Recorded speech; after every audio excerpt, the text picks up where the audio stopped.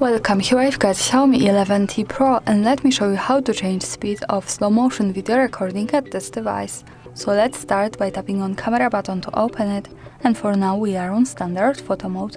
So we have to change it by using this settings bar and just simply going to right to more. Here we get access to more modes of this camera, one of them is slow motion, so let's tap on it. And here we are, we can start recording this type of video by simply tapping on the big red shutter button at the center.